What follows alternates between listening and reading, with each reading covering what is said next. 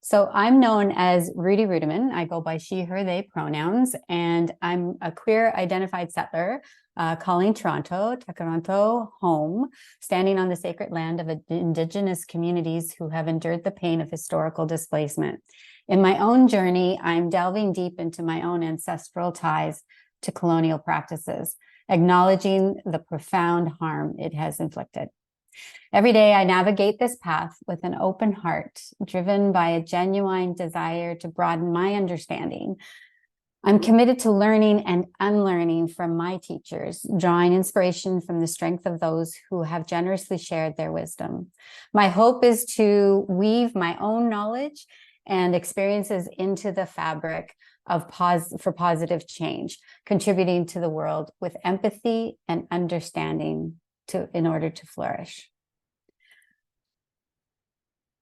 So I spent the last 22 years as the executive director at Sketch Working Arts, which for those of you who don't know Sketch, it is a community arts enterprise that engages young people between the ages of 16 to 29 to experience the transformative power of the arts, build leadership and self-sufficiency in the arts, and cultivate social and environmental change through the arts. So how did I land? I think it's important to know how I landed at Sketch, because I think, and how it came to be that I'm here speaking to you today. I think it has to do with a larger story context. So I'm just going to share a little bit with you around that. My story is one that began almost over 60 decades ago. I can't believe I'm saying that, but justice began burning in my own belly at a young age. Nothing in my life followed a normal path. I'm sure many of us can relate. For me, it was navigating violence, isolation, and abuse for the sake of survival. This experience has led me to many places, some of them not so constructive, but what prevailed was an urgency inside me, that sense of moving forwards towards something. This thing I now identify as a desire to find a just community. I found that in the arts and culture sector, not as a practicing artist, but a justice seeker, systems changer, innovator, and co-conspirator. Being part of an arts organization that walked with young creatives was a place that nurtured the potential and possibility where we could begin to wonder, to imagine, and make difference. Over the course of 25 years, we were actually creating and connecting to a movement of people whose lives were being transformed through the arts, which leads us to this time and this moment.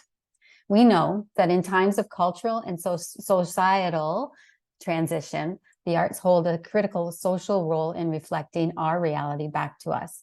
I see the full potential of young leaders, arts leaders particularly, continue to be limited by the systemic barriers of inequality and injustice. And at the same time, young people's ingenuity and creation of new and different models requires strategic support. I want to be part of co-designing a world that is just, more just systems. Potential and possibility invite people into that possibility, because I knew this and I have gathered that information in my life experiences. I knew that we needed to create some shifts and changes, and that wouldn't be mine. It had to be co-created, collaborative, and it's the only way.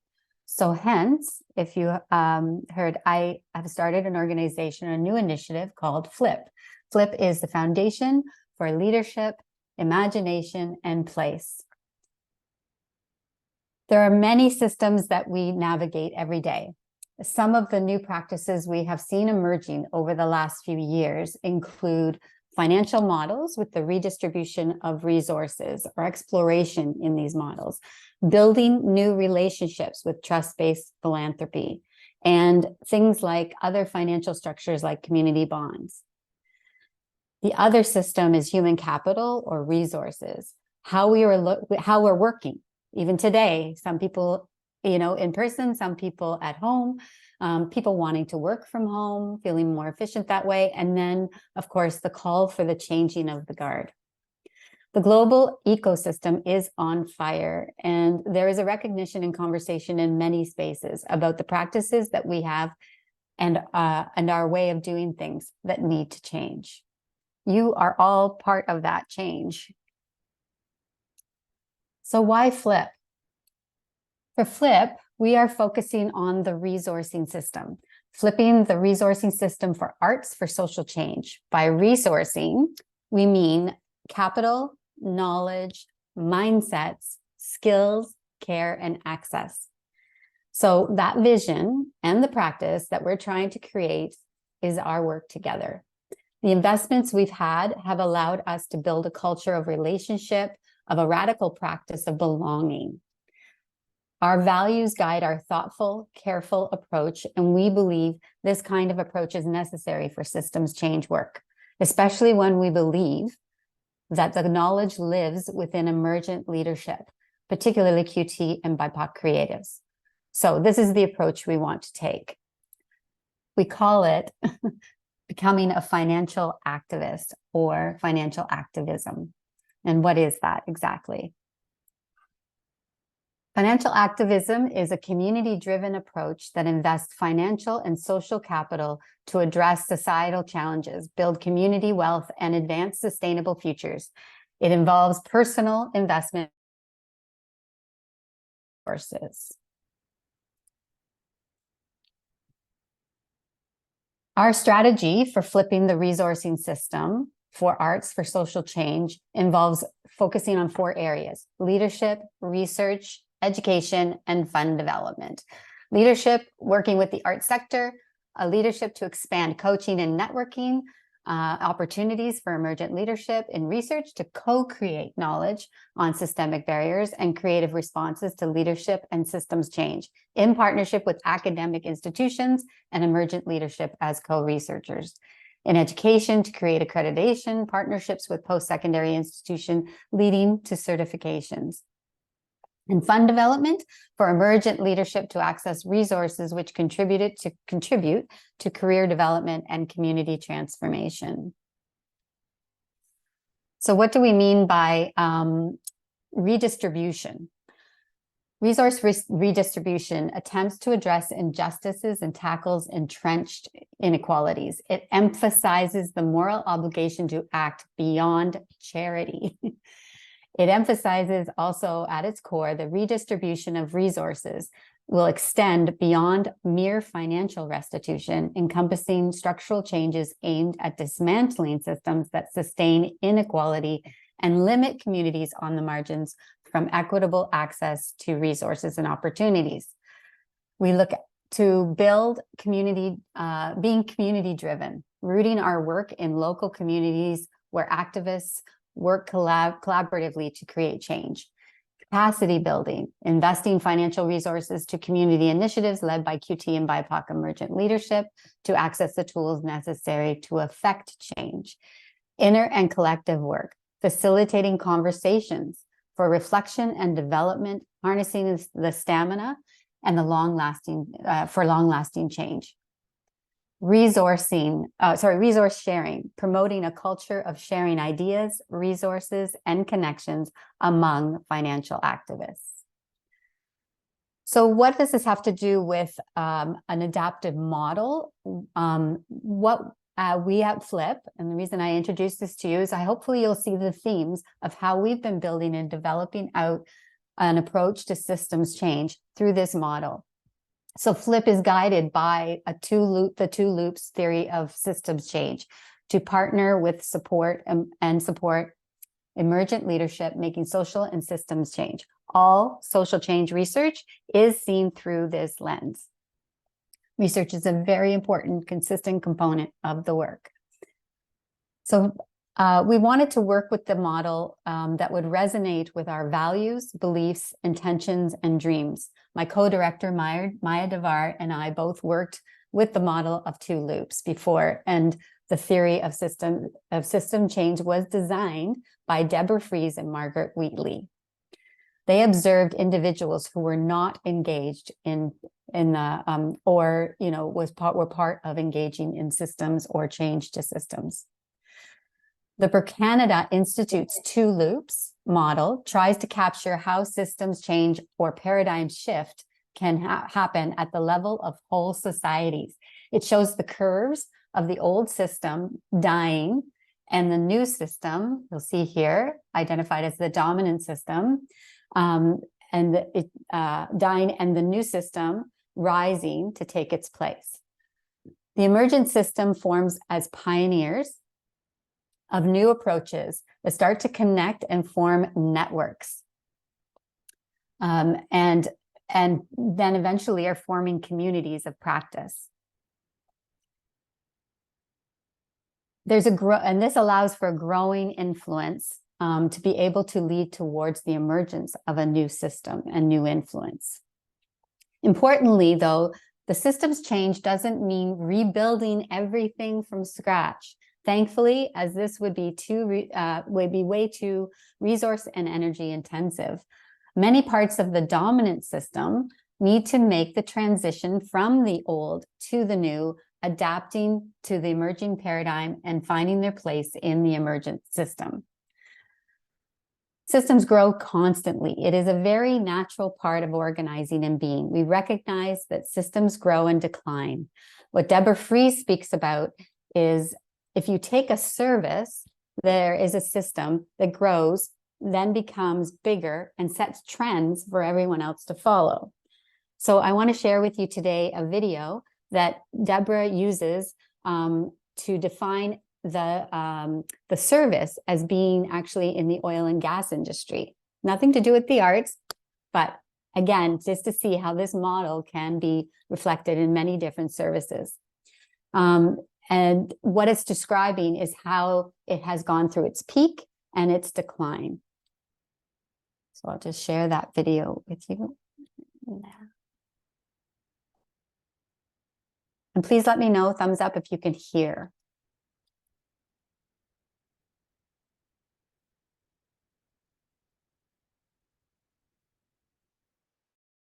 Enter into it sometimes for groups is talking about something that most of us relate to, which is peak oil. So it's when you have the rise of a system, an oil-driven economy or something like that, and it peaks and it starts to go into decline.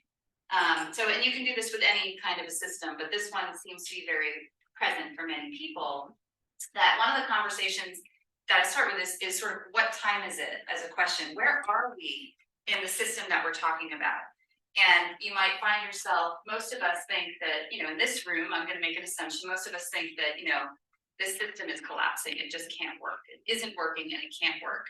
But you will find yourself in conversations, as I did one day at a wedding, sitting next to a liquid natural gas guy who's like, oh, no, there's no problem. There's plenty more. We don't have to change anything. We just have to go find it and it's there. So one of the conversations, it's good to know who you're talking to. But sometime around the peak period, you start to see that alternatives to the dominant system start to appear, as we saw in the 70s in this country with a lot of solar and a lot of investigation and play and experimentation with alternative energy. And a great story with that is, Jimmy Carter put solar panels on the White House roof, right? And soon after, Reagan took them off. And so what that's about is when alternatives start to appear, the system is inclined towards self-preservation, like any living system. It's inclined towards self-preservation, so it wants to crush the alternatives. It doesn't want alternatives, they threaten its existence. So this system will try to crush the alternatives, but what happens is if these alternatives, these people pioneering a different way, start to get connected to each other, they can withstand that. And as more arise and find each other, they begin to give rise to an alternative system. And they begin to be the pathfinders and the edge walkers and the pioneer of a different, in our case, energy economy, right? And so we're in a time right now that actually is very much in transition of the pioneers finding, and we're getting, all of the different kinds of experiments and energy alternatives that are now starting to go mainstream. So it's a nice one because you don't have to get, almost any of these have a lot of debates about them, which are highly political. So it's nice to find one, even this one is political, but that you really can't deny that something's going on. Yeah. What we talk about is, I I'm gonna do this part first because it's less controversial than the next one. So when people talk about what does Berkana do, like what do you guys do? I often answer this. All that Berkana does and everything that Berkana does is name, connect, nourish, and illuminate. We're naming these pioneers, connecting them to each other. Nourishing them doesn't mean we're nourishing them, it's creating the conditions in which they can nourish each other with the wisdom, the relationships, and the resources that they need, and illuminating their stories so that many others can join in and find them. That's the simplicity at the center of the mess and the chaos of our map, right? That we're all naming, connecting, nourishing, and illuminating. And now I'm just going to go to the more challenging conversation around roles, the hospicing conversation, pioneering, illuminating, and perhaps not protecting. There have been many different ways of talking about these dying systems as places that are in need of hospice. How do you provide care and compassion to those that are dying? How do you attend to when you have an entire failing educational system in the United States? If you want to go pioneer the new, there's something worth noticing that there's a big gap between when this has any stability and robustness and can offer many people an alternative, and the decline. These deliberately don't cross. There are different paradigms, there are different worlds, and there are a whole lot of people who are going to get hurt and damaged in the process of this change. So, for example, people who are staying in our dominant school system, trying to make them less painful for those who are on the margins and falling out and getting hurt by it, we have said are doing the kind work of hospicing the new. Those who are inventing alternative learning systems like Swaraj University, who are saying, you know what, we're not inside the dominant educational system, we're inventing a new self-directed learning system, are pioneering, but not ready at all to capture a whole and host the number of people that are falling out of this system. So that's hospicing and pioneering. And we also talk about illuminating here, which is making visible as these become more robust, making visible for these folks that they can abandon this system and jump onto the new. And so where some of the conversation and debate and discovery arises is whether or not there's pioneering inside the dominant systems. Is that, so we have different ways of relating to this term. So for me, I like to say that pioneering is going on outside the system and good hospice work is happening inside.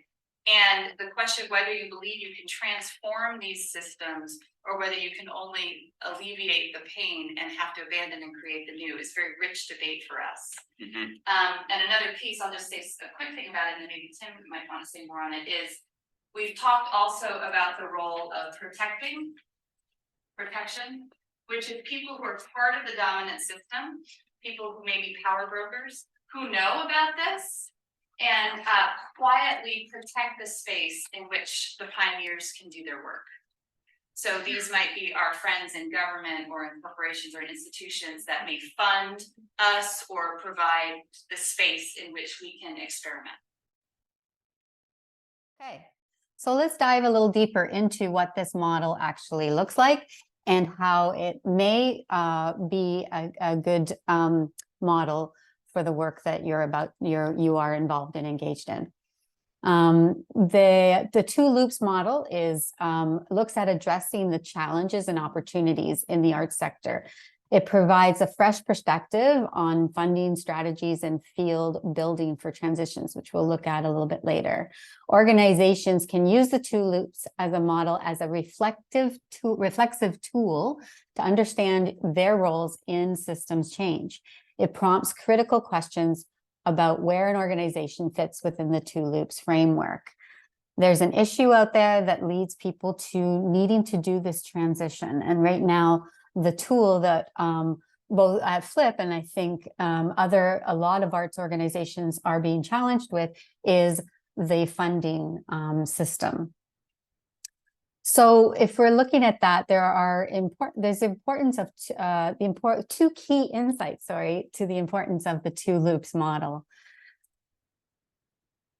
Point one is that there's a complex storytelling element. The model offers a clear yet intricate narrative of how vast systems undergo transformation, envisioning a sustainable new system. You have to name this. You have to name the fact that the dominant system is no longer meeting the needs. It has to shift and change. And in order to do that, you have to have an opportunity to co-sense. That's sharing the story and sharing the knowledge with each other on what is working and what is not working. Allow people to reflect on their stories of origin. They need to be able to tell the story. So there's what Deborah had said, there's 4 key things to name. So you need to identify what the change needs to be, to connect and build those networks, to nourish. From the practice, you grow out the influence. So nourish those people who are coming up with the concepts, and then illuminate those stories so that others can find you and then join. At Flip, we are co-sensing, reflecting back, and reimagining. And I see what you're doing in this merger as similar. 2, plurality of roles. The model presents a variety of roles of change agents, extending beyond entrepreneurship to include conveners, connectors, storytellers, transition guides, and old systems leaders, all of which are incredibly valuable in the process. So if we explore the various roles with the 2 loops framework, emphasizing the importance of not only building a new system, but how to see the hospice work that needs to happen in a system that is shifting out and mitigating any potential damage.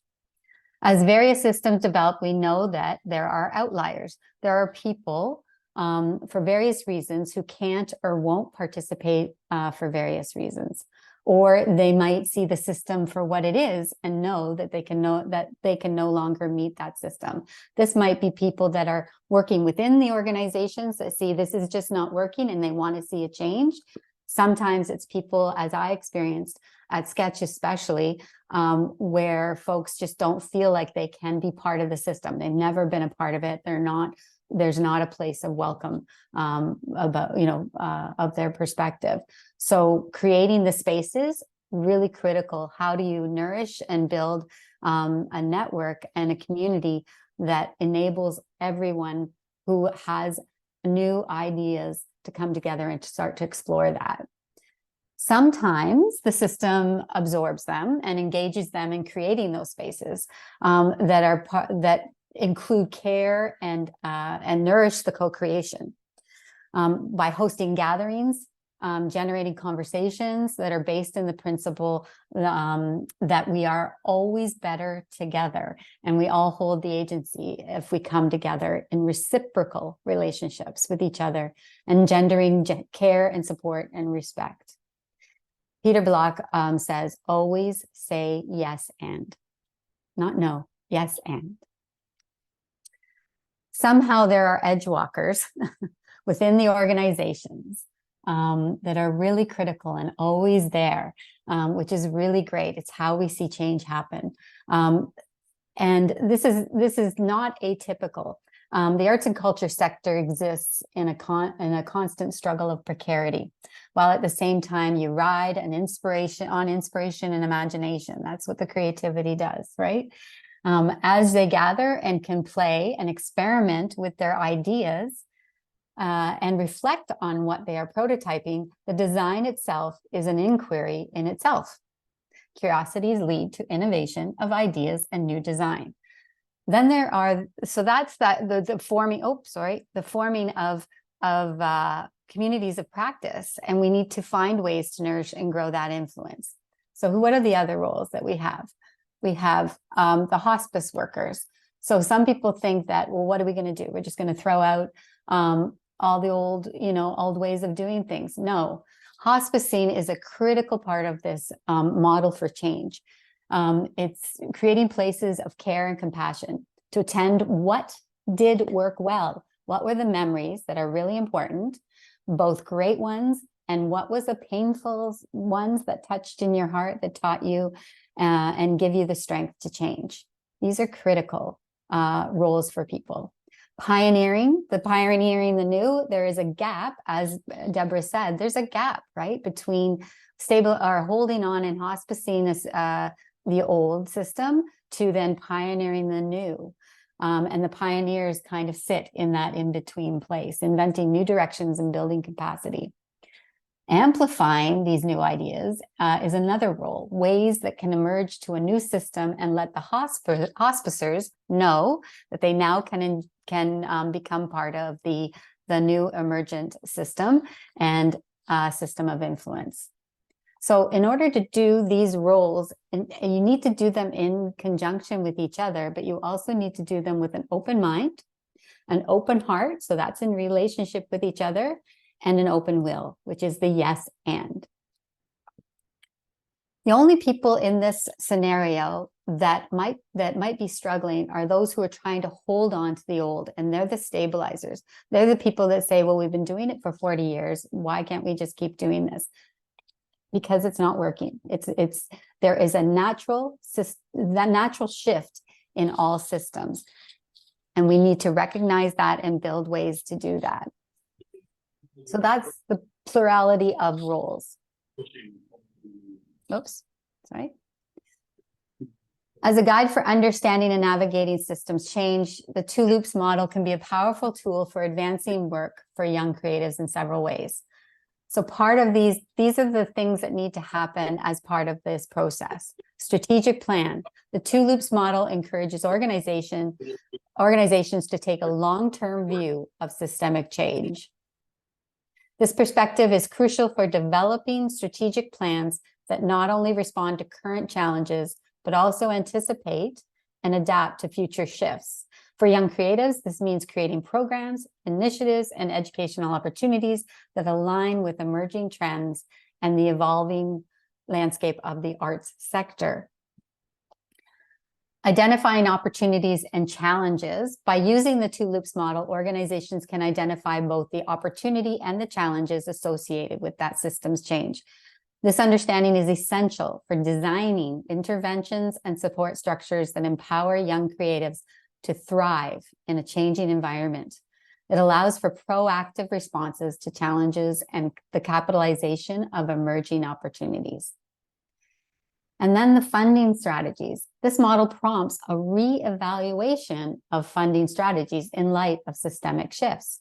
For organizations supporting young creatives, this means exploring innovative funding models that align with the changing dynamics of the arts sector. It could involve seeking partnerships, as you are doing, exploring new revenue streams, or adapting grant-making approaches to better support the evolving needs of young artists and the arts community as a whole. Building resilience. The two loops model emphasizes the importance of resilience in the face of change. Organizations working with creatives can use this model to instill resilience as a core value. This involves providing resources, mentorship, and educational opportunities that equip creatives with the skills and the mindset needed to navigate uncertainty and contribute to the sustainability of the arts sector. Role reflection. The model prompts organizations to critically assess their role within the two loops framework. This self-reflection helps organizations supporting young people to clarify their purpose, strengths, and areas of impact. It ensures that efforts are directed where they can be most effective in contributing to systemic change and supporting the growth of emerging talent. And then field building. The two loops model underscores the importance of actively participating in field building during times of systemic change. Organizations can use this insight to collaborate with other stakeholders, share resources, and contribute to the development of a robust ecosystem that supports the aspirations of young creatives. So this is the invitation. Where do you see yourself in the two loops model? How do you see using this model as a way of developing and emerging a new system of influence.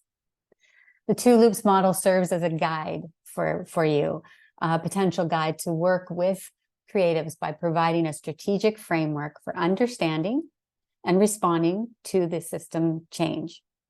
It empowers organizations to be proactive, resilient, and impactful contributors to the sustainable future of the arts sector. That's a lot to kind of go through, and know that I'm still learning so much about this process and about the model myself in relationship to the work of Flip. The first steps is to really understand what the strategy is, what you want to do, where do you want to go, who do you involve, how do you involve them, what's the stories you're holding, and then what roles do each of us play. That takes great commitment, and we know it's hard work. But if we're going to emerge out of what we're facing for the next several years, then we have to start to allow for those alternative models to influence and build that, the alternative new systems that I think will encompass all the things that we're hoping will shift in the world. Again, it doesn't mean that what we did and how we did it, there was nothing wrong. We can't use that to look back and say we just need to get rid of all of it. We have to adapt as they do, as plants do in the land, where they rise and then they decay and then they rise again. It's very similar. It's very almost as simple as the organics of that. And this puts a lot of framework, a lot of thought. There's a lot of structure around this particular model that allows you to do that. And I think particularly in the creative community, because it allows for a lot of creativity. So that is it in a very, very quick and full way. I'm open to any questions that we may have, or thoughts or feedback. Obviously, I'm happy to share all the slides with folks so you can review it. And then lastly, I would say, feel free to reach out as well. Part of the work of Flip is to help expand this work and to be able to work with others who are looking to dive in deeper and grow down deeper, bigger, deeper, whichever way you need to go. So I'm happy to also be part of conversations.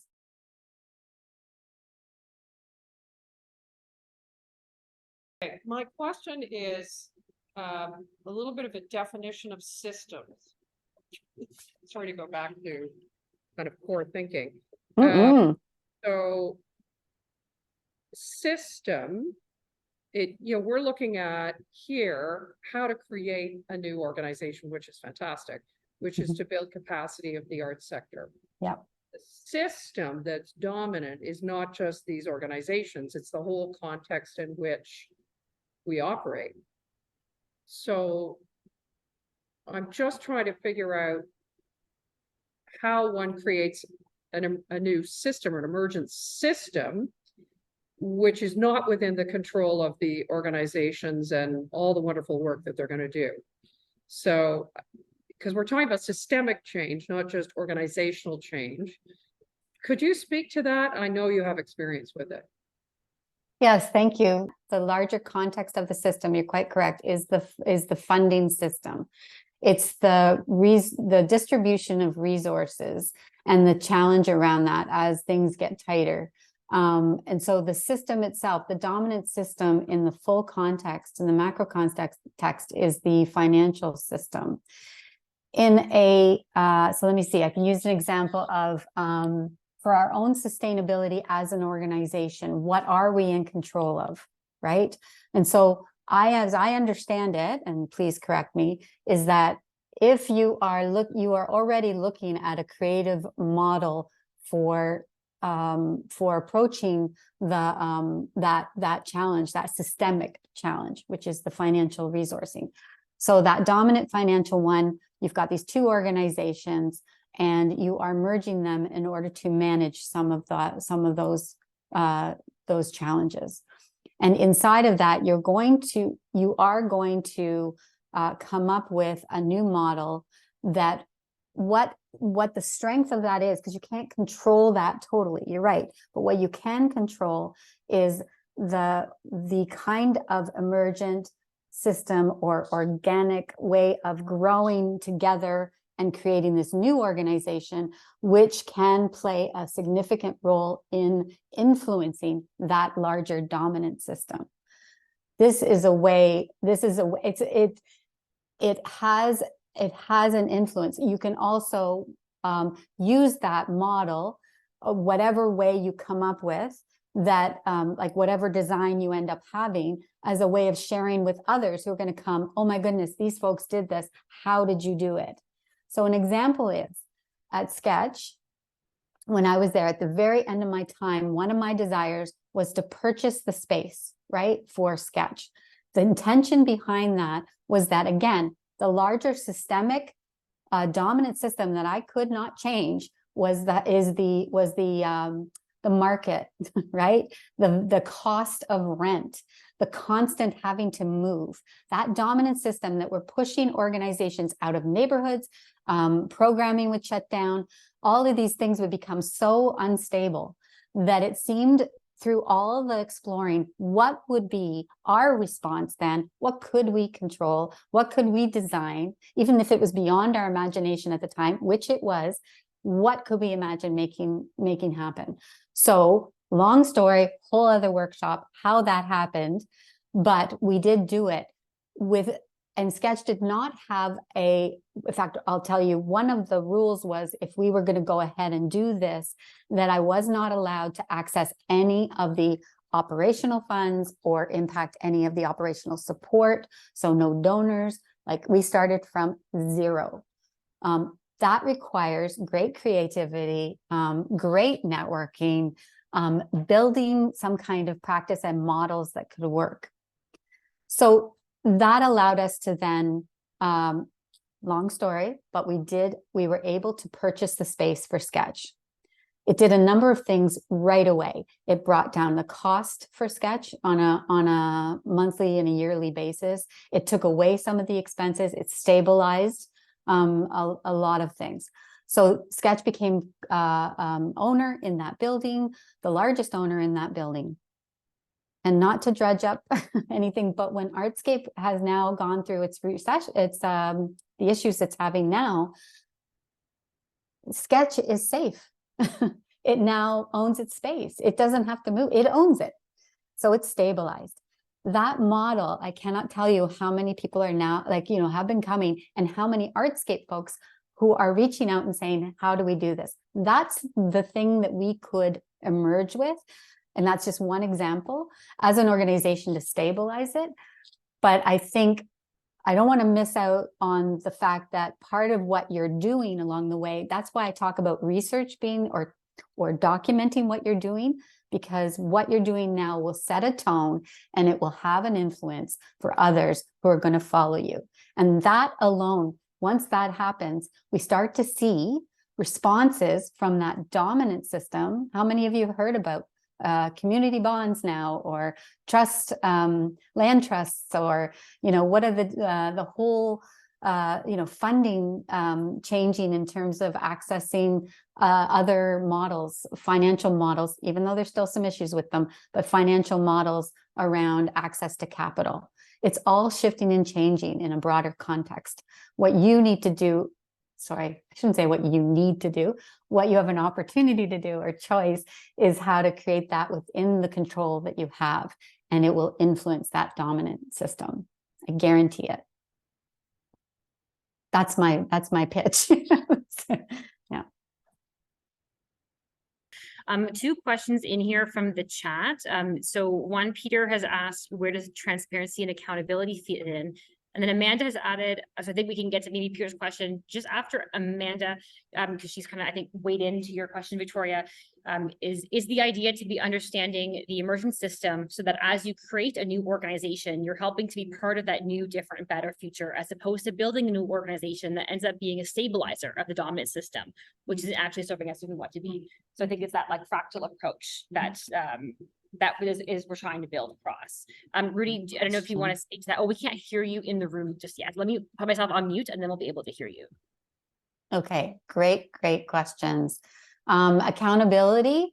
Well, accountability and transparency is built into every step of this particular process, because you are looking at, that's why you have to go in with they talk about having to enter in and creating space where people can talk about what's worked, what hasn't worked, and then sharing that with the community. You're engaging with folks that are going to have the greatest impact. You are working with those who are going to be coming into those models, that new emerging model. So you have to engage on every level, and you have to share openly and honestly. I think quite often part of what we fall into is the need to stabilize or standardize everything. And this is a time for change, folks. This is a time. There is no reason to hide what is happening. We all know that things are unsettled, unrested. But the strength of that has, that crisis sign. There's crisis, and then but there's also possibilities. So share the information, share what you're talking about, explore together. That's where the energy comes, and that's where the ideas start to, you ideate together, and that's where some of the responses for the moment, for that time, start to emerge, and then together you can create what that structure looks like. So I am huge on transparency. Actually just had that conversation this morning with our board about, if we're going to have a granting system, what does that look like? Transparency is so critical. But because we also don't want to set up expectations, right, that aren't real. So you have to be honest and direct and open to share that. There's no point on holding on anymore. The other question, second question was, remind me again. They're just here in the chat. So Amanda was responding well to what you were saying around how the what we're doing is being part of an emergent system and not being a stabilizer of the dominant system.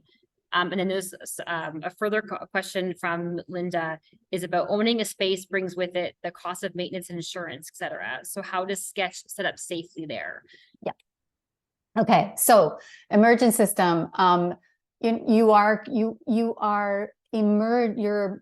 in a new organization or a new structure to the organization. You're still holding the history of the old, right? You're still holding what those stories are part of it. So you're not totally dismantling anything. You are creating and allowing for the emergence of the new. What you don't want is exactly right. You don't want to do, Amanda, is build something out that then becomes something that you have to hold on to and become part of that dominant system. And and when you have gone through this experience, you need to be aware of and hold the experience, so that as you go through again another continued time, that you remember what you did in the emergence of this plan, because part of what you're going to do is involve people, and you're going to be aware there's going to be people who are going to come in and challenge the new way you're doing things. How do you incorporate that? How do you share that? How do you engage them? What do you engage them around? So constantly doing the invitation to be part of that change.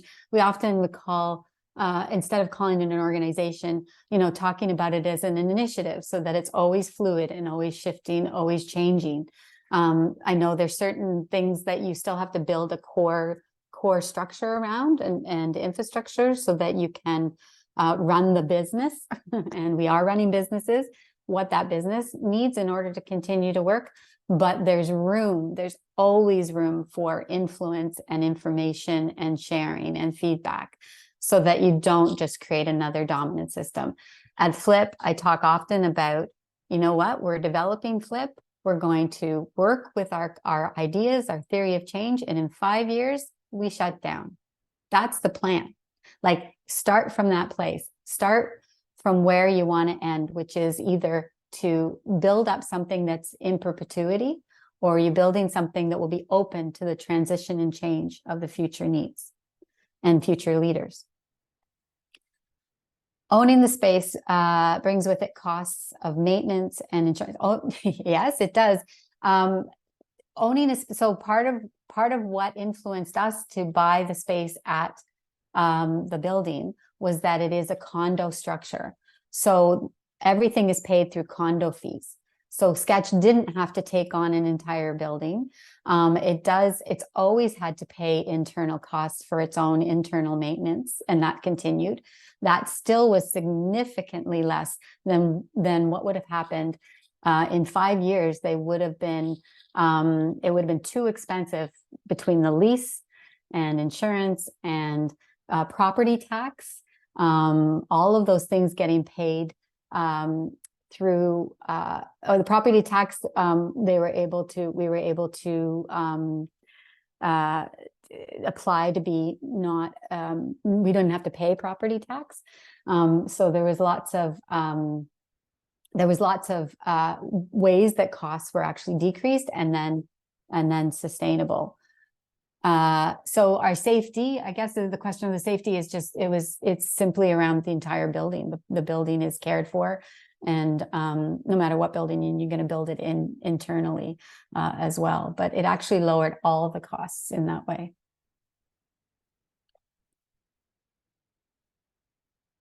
You're welcome. Okay.